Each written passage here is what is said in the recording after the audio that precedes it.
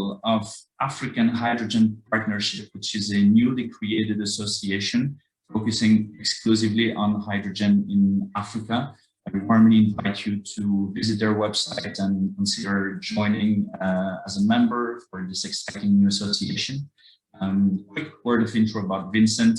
He brings more than 10 years experience in the hydrogen, fuel cell and mobility sector.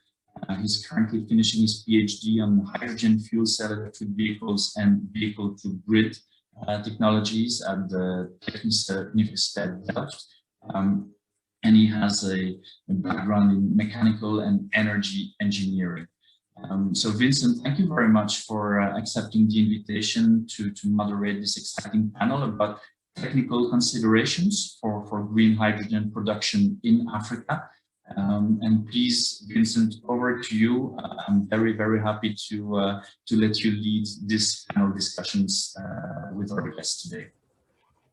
Thanks a lot, John, and also thanks for AFSIA. Indeed, my name is Vincent Oldenbroek, the Secretary General of the African Hydrogen Partnership Association, as AHP. So that's the abbreviation. We are extremely pleased to collaborate with you, the Solar Industry Association of Africa, because we fully believe that without solar, hydrogen will not happen in Africa. So we need a lot of solar. I always tell to the people, enough to make electricity and also enough to make hydrogen. Also thanks to Professor Ad van Wijk. I think he gave a brilliant overview of the global developments with theoretical background, technical considerations. And I think that's also the topic what we're going to discuss in this panel, the technical considerations of green hydrogen production in Africa. So on this panel, we have a lot of experts from all over the continent. Africa is very large. It's many times larger than Europe. A lot of different countries and regions. And so just a bit of an agenda. What we're going to do, we're going to treat two specific topics. First, the identification of the green hydrogen production potential on the continent. Also touch a bit on infrastructure. And how can we create a full green hydrogen value chain in Africa? Also touch a bit on how can countries profit from this, what are current challenges in doing so. So after the two topics, after every topic, we have a very short wrap up and maybe time for one or two questions from the audience. So I would really recommend the audience. I saw already people coming from all over the continent and the world, to list your specific questions in the Q&A section. There's a little button on the bottom of your screen, so type in there, and then John and I will try to answer at least one or two after every topic. So that's a bit about the organization of this panel. We have four exciting panelists. I will just briefly mention the names, and then they will introduce themselves, each other shortly, their organization, and then we move to the first topic. So we have Dr. Jane Olwach, Executive Director of Sascal. She will tell a bit more about that later. Ayub Hirit, Head of Department of Green Chemistry from Arisen. Sorry, Dr. Olwach from Sascal is from Namibia, but responsible for the Institute for the entire southern region. Ayub Hirit from Arisen from Morocco. Daniel Pasker, who is Sales Manager Southern Africa from JA Solar, but will also represent JA Solar for the entire continent. And last but not least, Thomas Roos, Senior Research Engineer from CSIR from South Africa. I think also in that order, I would like to ask to introduce yourselves. So we're starting with our women on the panel, and then we go more or less north to south from the continent. So then we go from Ayub Hirt from Morocco all down to South Africa. So please, Dr. Olwach, the floor is yours. Introduce yourself, and then we go to Ayub Hirt, Daniel Pasker, and Thomas Roos.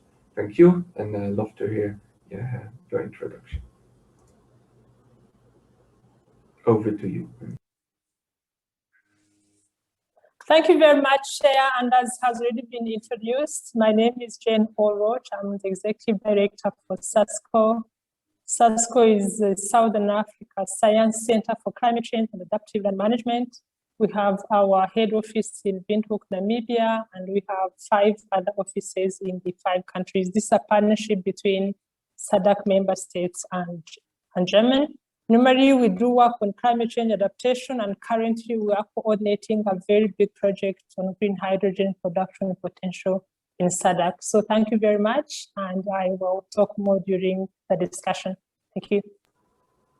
Thanks a lot. Over to Ayub Hirt. Thank you so much, Mr. Oldenburg. Hi everyone, happy to be with you. I'm Ayub Hirt, Head of Department of Green Chemistry from IRESEN. IRESEN is a research institute for solar energy and new energies. We are based in Morocco, and we have also research platforms in Morocco and the Ivory Coast. We're working more in topics regarding the renewable energies, the production of solar energy, wind energy, and also since 3 years, we're working also in the production of green chemicals, and one of them is green hydrogen. Very happy to be with you. Thanks. Thank you, Mr. Hirt. Over to Daniel Pesker. Good day, everyone. Thank you for the introduction, Vincent. My name is Daniel Pesker. I'm the sales manager for Southern Africa for JA Solar. We are a global leader in the production of PV modules and wafers. We have about 50 gigawatts of ship capacity as of 2020. And yeah, so like I said, based in Southern Africa in the renewable space. Thanks a lot too. And last but not least, Thomas Russ, please introduce yourself. Thank you very much, Vincent. I am Thomas Russ. I'm a mechanical engineer at the Council for Scientific and Industrial Research. We are a multidisciplinary, multi-sector, publicly owned research organization in South Africa. We play a large role in the energy sector, looking at supporting the state in a number of aspects, as well as private sector initiatives. And I have a personal ongoing interest in renewable hydrogen economics, production and supply, and very excited about the possibility this brings to our continent. Thanks a lot for all your introductions, and excited to start talking about our first topic, which is identification of green hydrogen production potential on the continent. So how we're gonna discuss this, I would like to ask the panelists in the same order to give a short view on that from their background, where they're active, or even the greater region where they're active. So then in a second round we can do a second round and shortly react on each other or give additions when it comes to infrastructure, and then we do a short wrap up and maybe treat a question from the audience. So if I may start with Dr. Allroach, if you could elaborate a bit on the topic, love to hear that. Okay, thank you very much. And on behalf of SASCO, I would really like to thank the African solar industry for allowing us to be part of this panel, and also just give us an opportunity to highlight some of the key success factors in the atlas that we are producing. As I already said, SASCO is currently coordinating a big project on the Atlas of Green Hydrogen Generation Potential in Southern Africa. This project is fully funded by the Ministry of Education and Research in Germany, and I'm very happy that Dr. Rovekamp will be presenting today. So what exactly is the aim of this project? The aim is to create a green hydrogen-driven economy to support sustainable development and also fight against climate change. And I'm very happy to be speaking after the first speaker, really, because he ended at a very high note to say that Africa could be an exporter of this energy in the future. So what I would like to do, rather than talking about the whole project, I just highlighted a few success factors which can be looked at by other projects that I think are making this project really successful. So the first one is, of course, the fact that Africa is endowed with enormous quantities of renewable energy, solar and wind, but also because Africa is a very young, growing population. We have a big number of young people that are really looking forward for new technologies and embracing new thinking. And there could be no better time than now to bring in the green hydrogen that I understand has been in existence, but actually has not received so much momentum as it is at the current moment. So what are those success factors that I have highlighted? And the second one is really comprehensive base data sets. Do we have comprehensive data that we can use, or we can give our politicians or decision makers and say, this is what you need to look at, or this is what we've looked at, and because of this, we know there is potential. So this atlas that we are developing is really looking at a lot of data sets that are looking at technical data sets, that are looking at ecological aspects and also socioeconomic, including policies and other. This ensures that this combination of factors that are really, really important should all be considered when we talk about the production of green hydrogen in Africa in the future. And because it is being implemented in 13 countries in SADC, we are, as I said before, collecting a lot of data, including political contents, land eligibility, infrastructure, the state and future projections, climate scenarios, resource availability, including water, solar, wind, and the others. So these are really the basic understanding and the knowledge that we need to confidently say that such and such country has this potential to produce green hydrogen. Because it's not only one factor, it's not only one country, but a multitude of factors. Then all these will be put together, integrated with models, and produce a map or an atlas that shows hotspots in the African countries based on this data, where hydrogen can actually be produced. The second success factor, as far as I'm concerned, is partnership. Partnership between Africa internally themselves, and partnership between Africa and the other countries, because it is such an important program we are dealing with. It's actually a way of life that will take us into the future. Therefore, partnership becomes the key. And that's why this partnership between the German government and the countries in SADC really brings together the advantages of each country have. And we share and put everything together to produce this global economy that we are all looking for. Then another success factor that I think is really important is stakeholders. Stakeholder views, engagement, and communication to ensure that at each level communication is happening, there is a dialogue, there is understanding, there is community input into this program so that we are all on the same page. In the atlas, we are looking at several stakeholders at different levels. Of course, we have the German government, that is the funder, BMBF, producing the money and also providing some strategic inputs together with the other African high-level strategies. Then we have technical expertise again from Germany to ensure that we benefit from what they have. At the same time, we also contribute to the resources that we have. And we also have SACRI. SACRI is the SADC Center for Renewable Energy, again, leveraging on what SADC can provide. And we put expertise in renewable energy, expertise in climate, expertise in water, so that we can really build into this long partnership that we look at. That's not only that. The program also has what we call the Regional Technical Committee. As you all know, green hydrogen production and sustainability depends on different expertise. So we have the Regional Technical Committee that has renewable energy experts, has water experts, has land, has climate, has legal experts, and also economic. All the expertise are needed to guide our governments in which way we are looking at. Then, of course, we have the national teams that are collecting the data. These are 5-member national teams in each of the 13 countries.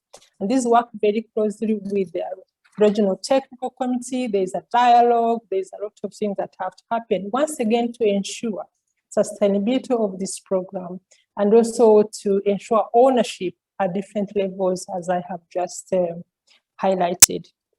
Success factor number 6 is capacity development. Green hydrogen is relatively new. The technology is relatively unknown. So we have also capacity building enshrined into this program. And later during the year, we have a 13 group of young people going to Germany to spend 3 months. And this training that I call Seeing is Believing is really important to have local expertise and people that have been exposed to such new technology, so that they can motivate for more, but also take part in what is happening. So lastly, I believe that this is really the first and the biggest project that we have, and that is important. That's why we took care to make sure that at each and every level, we have put in success factors that will ensure actually the success. So the outcome will be really an update data set that everyone will be looking for, to be comprehensive and to guide the future plans.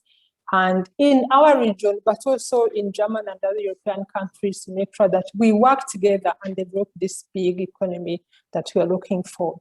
And because of these success factors, we have benefits of this project at a short term, at a medium, and also long term. So for example, we are running a bit quick in time. So okay, I'm just concluding to say at this very moment, we have the capacity building and research, then we have technological know-how and sharing. And of course, our ultimate objective is to reduce greenhouse gases and sustain the planet. So thank you so much, and over to you, Chen. Thanks a lot, Dr. Olwach. And I think the Hydrogen Atlas is doing really groundwork to identify the green hydrogen production on the continent.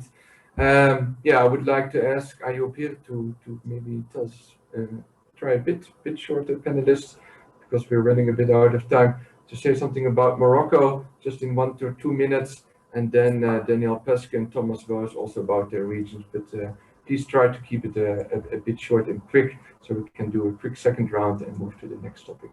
Thank you. Floor is yours, Ayub. Yes, thank you so much. All right. So for Moroccan side, I will talk a little bit about IRSN. IRSN, our research institute, has developed a lot of platforms, and one of their platforms, the first platforms, is the Green Energy Park. This platform is for, it will do a lot of studies regarding the production of green electricity, solar energy. This has a link with another topic, is the price of the green energy, because the green energy or the price of the green energy is can represent 60% of the price of the green hydrogen. So then there is another study that has been published by the World Energy Council in 2018, and this shown that Morocco and also other countries from Africa and other continents has a big potential to produce green electricity and also the green chemicals. From our side, we started with 2 studies. One is a study regarding the potential of Morocco, and another one for the market and technologies. And these 2 studies, they confirm, and the second time, that Morocco has all the ingredients to be a producer of green chemicals, green hydrogen. And this thanks to a lot of factors. So the first one is the deployment of renewables in Morocco. Our colleagues from Mazen, the Moroccan Foundation for the Green Solar Energy, has developed a lot of sites in Morocco, in the south of Morocco and also in the north, to produce green electricity and also to respond to the objective of our Ministry of Energy to mix the green electricity by 42% in 2020. And we have also another objective for a mix of renewables of 52% in 2030. The second factor is the renewable potential that has Morocco. Morocco has a potential regarding the solar energy and also wind energy. And the third one is the strong political support. We, since last June 2020, we signed with Germany in February, last February, 1 month before, we signed with Portugal, and there is also other discussions with other countries to sign MOUs and to develop together other projects regarding the production of green hydrogen and green chemicals.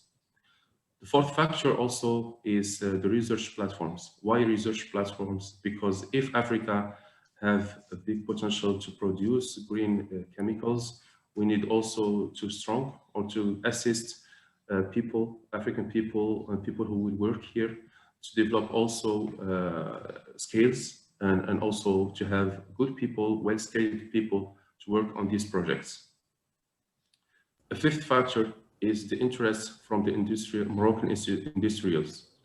And I can say that there is a lot of companies today that they are very interested by the investments in this sector, in the production of green chemicals, and also interested in the export of these chemicals. And the last one is the infrastructure. As has been just mentioned before, Morocco has a gas grid between Morocco and Europe, and this can help a lot the investments in this sector and also the success of this technology.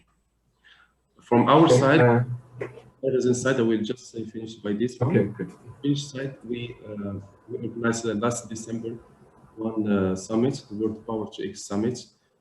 This summit, the aim of this summit is to discuss about the experience of different experts and the experience of different companies, and also to make this technology common for all people. The next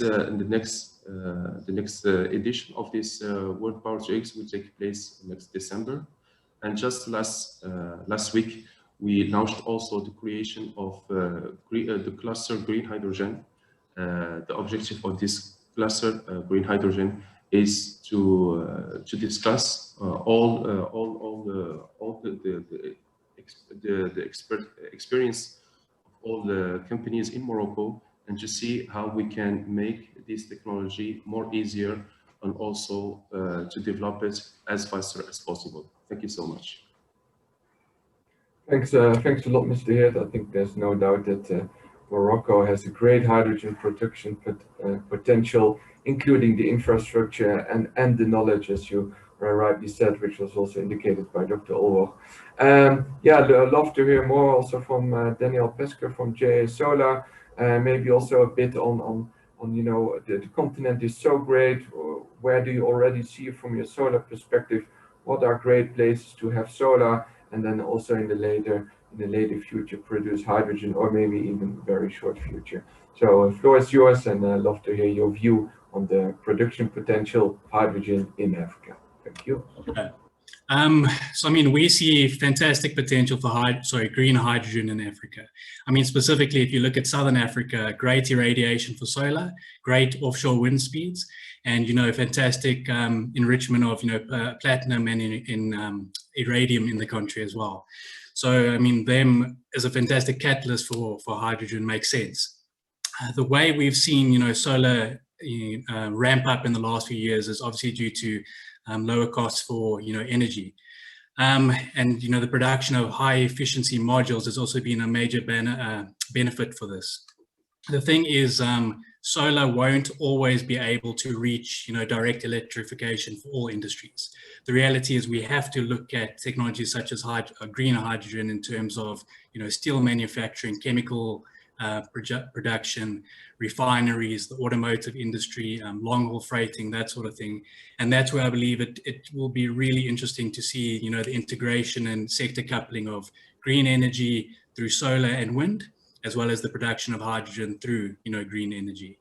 That's definitely an exciting, you know, time to look forward to. And I believe we are positioned in a very, you know, great space in order to achieve it. Thanks a lot. No, I think that's a good summary. Next to Thomas Rose from CSA South Africa. Love to hear your views on the hydrogen production potential in South Africa or maybe beyond. Please go ahead.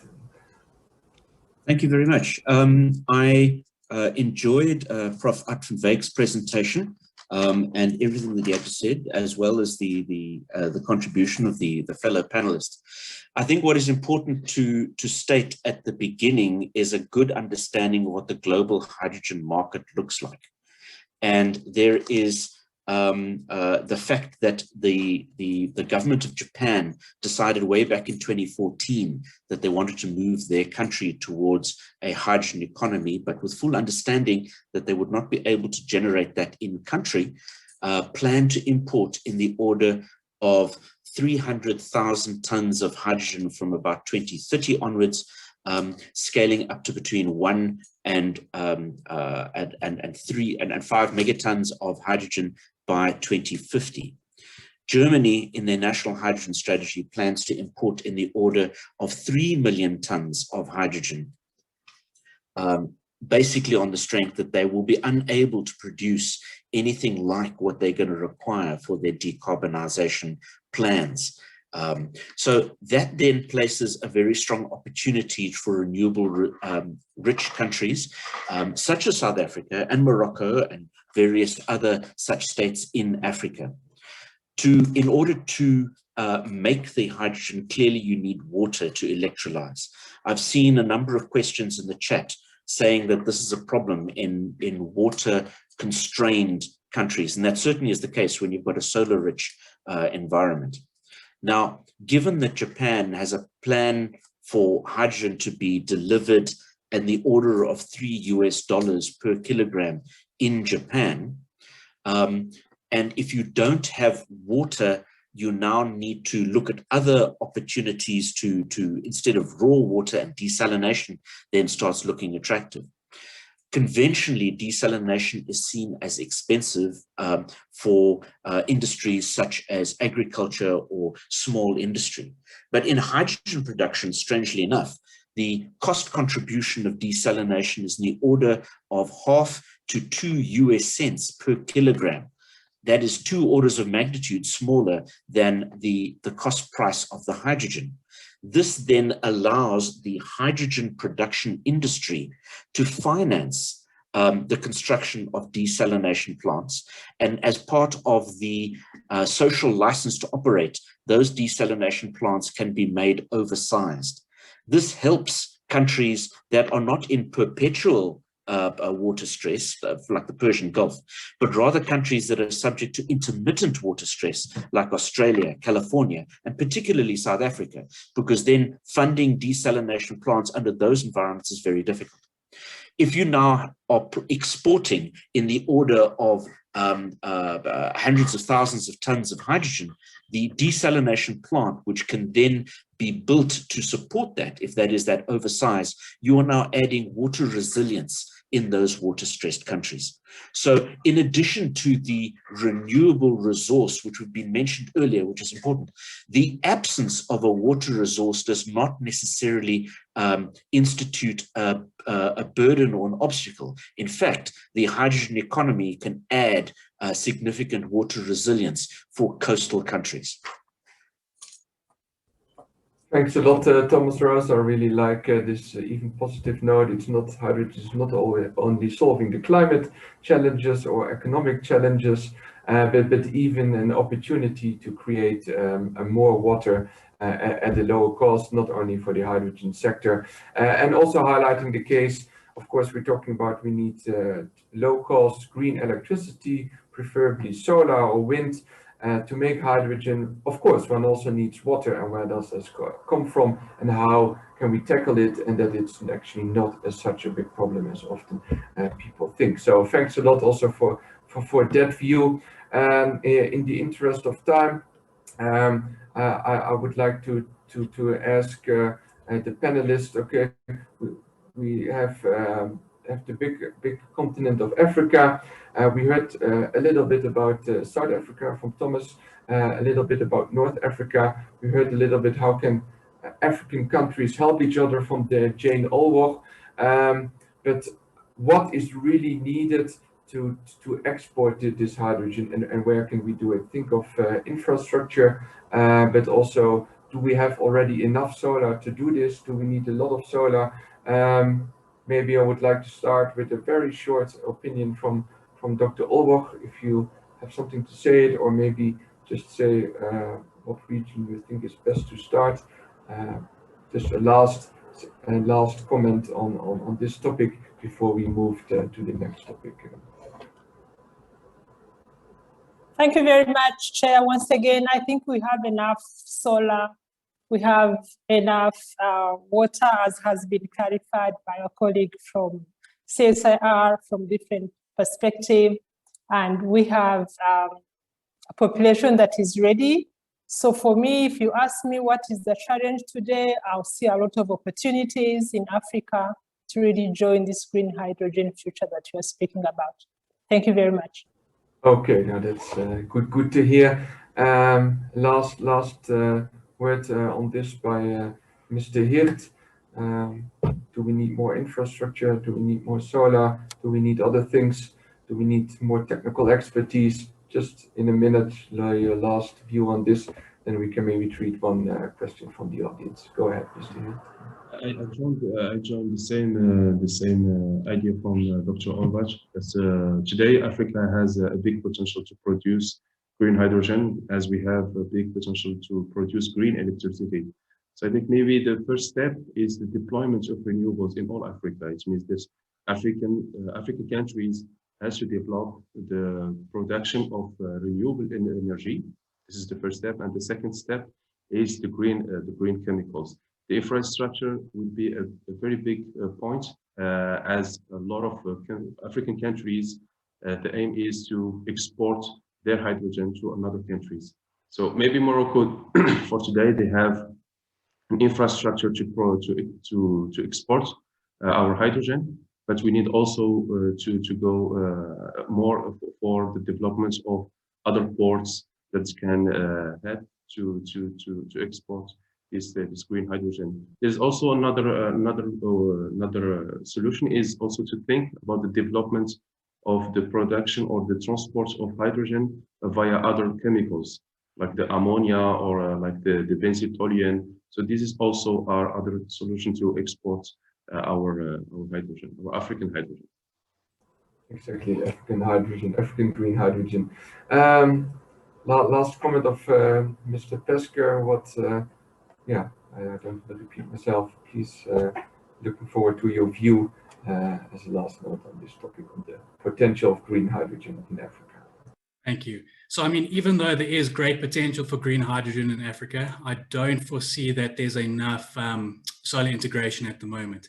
I mean, if you take Southern Africa specifically, there's only about 2.9 gigawatts of installed capacity, which is very low compared to, globally installed of 680 gigawatts so far as of, 2020. And if you look to the future, I mean, by 2030, the world's cumulative solar capacity should be in the region of 1,500 gigawatts. So I still believe Africa has a bit of a push and a bit of a way to go in terms of, installed capacity for solar, but we're definitely on the right track. There's a lot of initiatives for, large scale solar to be installed in the next few years. But I definitely believe that's where it needs to go. Definitely a ramp up in capacity. Thanks a lot. No, I think that's a good point. We need more solar. The radiation is there, but we need more solar panels making this electricity. Thomas Rose, maybe you can also say something short about infrastructure. Please go ahead. I have a slightly different view regarding infrastructure, and I do not think infrastructure is a limitation. I think the limitation is the offtake agreements. So we first require assessment of the price at which we can produce hydrogen to make investors interested. For those countries where the export of hydrogen makes sense, you then need an offtake agreement with the country being supplied. In most of our discussions to date, it appears to have been Germany, and they are the most explicit about their requirement for the importing of hydrogen. When there is an offtake agreement with volumes, it becomes so much easier to then have competitive bidding processes to go and establish the renewable power stations, both wind and solar, the grid connectivity to link this to the electrolyzer capacity, the electrolysis plants, and then the conversion facilities, either as ammonia or liquid organic hydrogen carrier or so on. Each of these subcomponents are commercially mature. Electrolysis has been around since the 1920s, alkali electrolysis. PV and wind plants exist and can be rolled out. But what is needed is the economic signal. And that economic signal comes as a result of renewable potential and understanding that cost analysis. Here in South Africa, we have estimated that we should be able to deliver hydrogen to Japan below their target price of $3 a kilogram before their deadline of 2040, and that's using conservative assumptions. I know Morocco has had similar calculations done with the assistance of the Fraunhofer Institute and various others. And what is really required for each of the African states is a good assessment of at what price can they produce these different products, and then the rest will look after itself. Because if you have a good economic argument, even the policy environment is not that difficult to sort out, because governments can see, yes, we can have economic development, we can have upstream and downstream, we can have employment, we can have all these good things. First, you need a good economic assessment. At what price can you produce in your location? Thanks a lot, Thomas, and also thanks for all panelists. Now, I think there we go a bit beyond the topic, but definitely the market is also an important point. I think we will discuss more about that with the panel tomorrow, but it goes back and forward. There's technical potential, there's market potential. We need to link those together and back and forth, and that will make it happen. But I think we all agreed the technical potential is there. We need to ramp up solar and green electricity, and then with the right market conditions, this will happen. I think we have to move to the second topic. I can maybe just treat one quick question. I see in the chat, maybe later on we can treat a few more questions, but I see, wouldn't it be more convenient to produce hydrogen where it's needed? I think that's fully possible. I think that also should be done as much as one can. And I think especially in African countries, that's almost possible in almost all cases.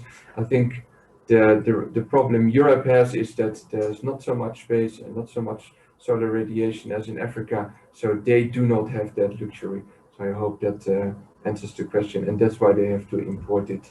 I would suggest we move on to the second topic, and please, panelists, keep your views short.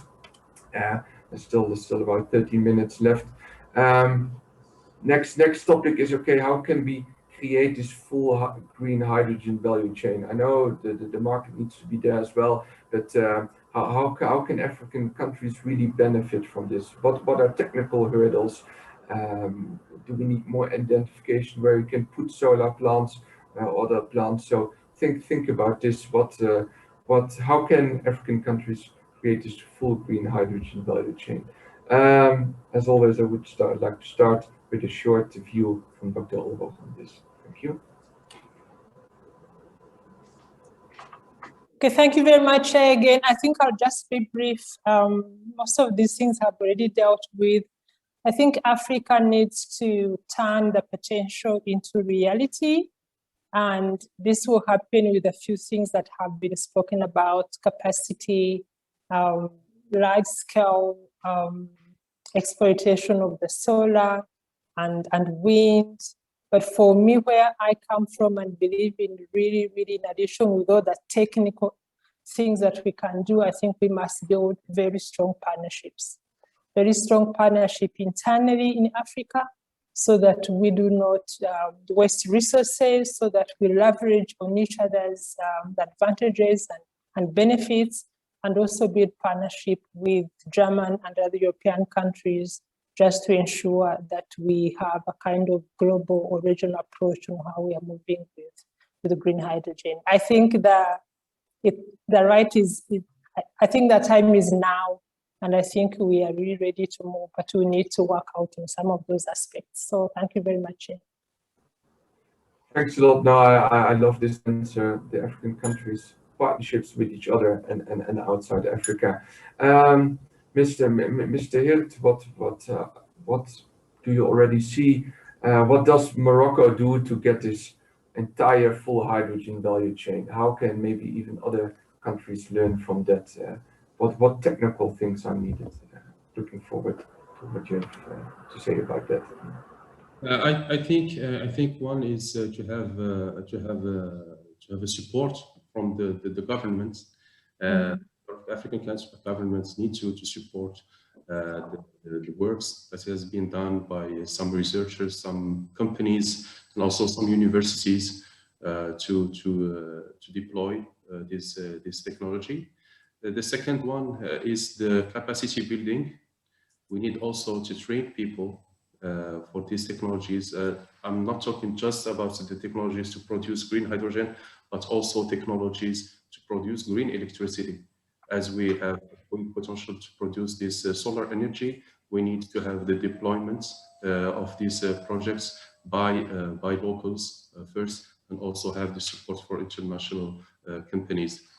And another step also is the partnership or the collaboration between European countries or this end user of our green hydrogen and African countries, because at one time we need also to have a good discussions at the same level of skills. So we need that people who be very have a good training and knows more in details this technology. Other thing is the organization of a cluster or the creation of cluster in order to have a good communication, a good conversation between universities, industrials, and also the governments. I think this can help a lot to deploy this Power-to-X technology or hydrogen technology. Thanks a lot, Mr. Hirt. No, I think that's rightfully said, and also is in line what Dr. Olwart said. We need partnerships also not in between African countries, but also what you say within the country, between the universities, the industry, and the government.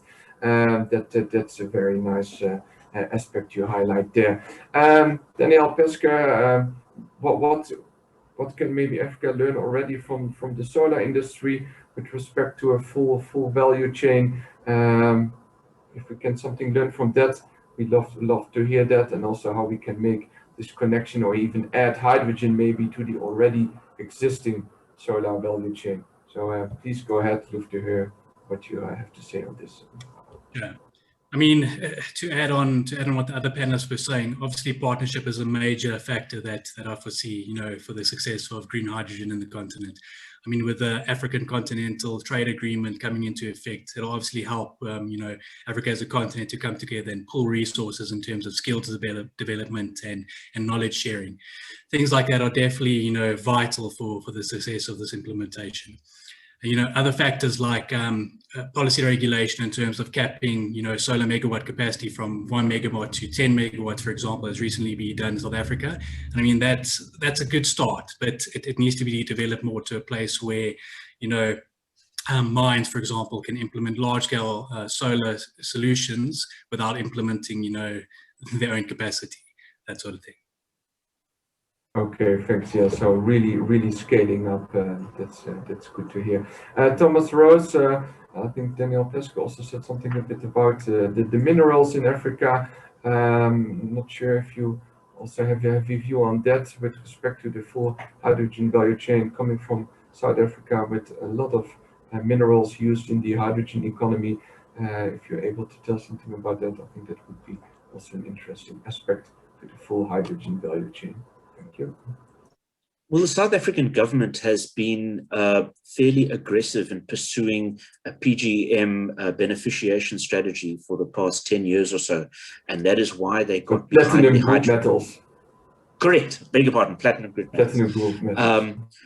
in order to allow for the repurposing of the platinum mines, particularly seeing that the international decline in a diesel vehicle catalyst market and so on. I believe that a lot of the value chain development will take place, but government policies can only go so far. I think what makes sense is pursuing individual businesses which make sense. Daniel mentioned the mines and their limitation 1 megawatt to 10 megawatt. In South Africa, the mines are one of the early adopters of renewable hydrogen. And one of the reasons for that is that diesel emissions are carcinogenic, and South Africa is amongst the deepest mines in the world. So the ventilation systems have to work particularly hard to keep the air quality at acceptable levels. By switching from diesel drive systems and combustion systems underground to hydrogen fuel cells driven by hydrogen, a significant reduction in the ventilation burden is possible. So even though hydrogen and fuel cells are more expensive than diesel and diesel engines, at a system level, it's a lot cheaper for the mine. So you have these niche applications where renewable hydrogen makes sense now, and that then allows a relatively immediate uptake, and then those economic opportunities start becoming a little bit more visible. You may remember, Vincent, from the AHP partnership conference in Addis Ababa last year, where the representative from ThyssenKrupp mentioned the possibility of ammonia production in Zambia. Now, ammonia traditionally is manufactured wherever natural gas is available. And this makes it difficult for African countries because the costs become additive as you move the ammonia to the final production, application site. If you can produce the ammonia with air separation plants on site, driven by local renewable electricity, you remove that transport cost component and help landlocked countries generate value. So there are a number of applications where renewable hydrogen production makes sense. In my early discussions, I spoke about export. Obviously, Morocco is interested in that. South Africa is interested in that. But that's not the only application. In landlocked countries, many other areas, there are those small business cases, or apparently small business cases for now. They will grow over time and start displacing the conventional fossil markets, which are distorted as a result of additional transport costs. Thanks a lot, Thomas, for these examples. I think they really help us all better to understand the potential, or already maybe today, like what you said in mines, but also for the agriculture, not only for the countries with ports, but also the landlocked countries.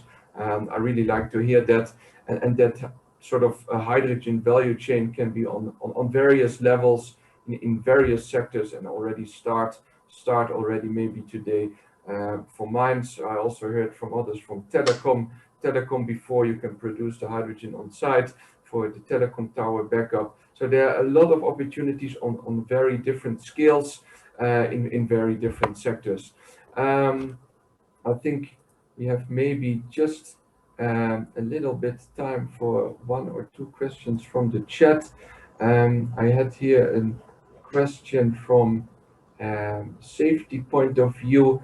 I'm not sure if one of the panelists would like to comment on that. Otherwise, I can also answer it myself.